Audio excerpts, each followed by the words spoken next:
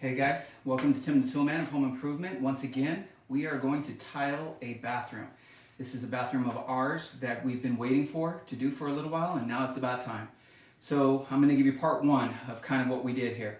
So we tore up these old the houses here. These model homes came with carpet in the bathrooms, which you never want to have. It collects mildew. It's just terrible to clean.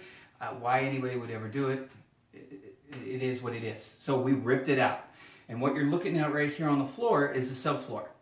So as you're going across here, we actually saw that we had some mildew from some water that was retaining from the carpet.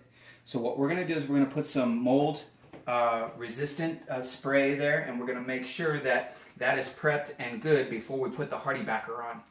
But so we've done that already.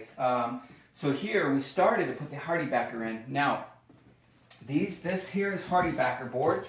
It is a cement board that goes on prior to you doing your tile.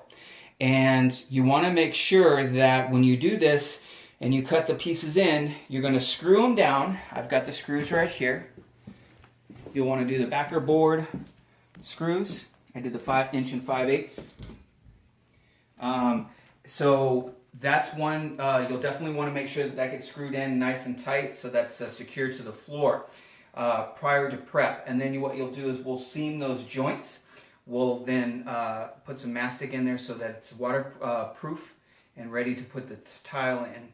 I wanted you guys to see this from prep from the start so that you can kind of see through the progress of how I'm doing this, how it's going to be easier for you. Now, one thing I want to tell you, there is a tool for that HardieBacker board to cut it. It looks like this. All right? It's like a drywall in a way, but this is a very hard kind of drywall that this would actually cut and snap. It doesn't always work, and I found it to be a lot harder to use this consistently to get the cuts that I need to do, rather than just getting myself a diamond blade on a skill saw or a grinder and cutting it that way. That's the way I've been doing it since then. It's tons and 10 times easier. So that's my recommendation versus the tool here. The tool is just a little too hard to work with. It does work, but it does take a lot of elbow grease and a lot of muscle to keep making sure that you get that groove in there really nice and deep before you snap it so that it follows that thing. Because if you don't follow that line and you don't do a deep enough groove, it will venture off in different areas where you don't want it to do when it snaps off, and then it becomes more of a hassle than anything else. So just a little tip there.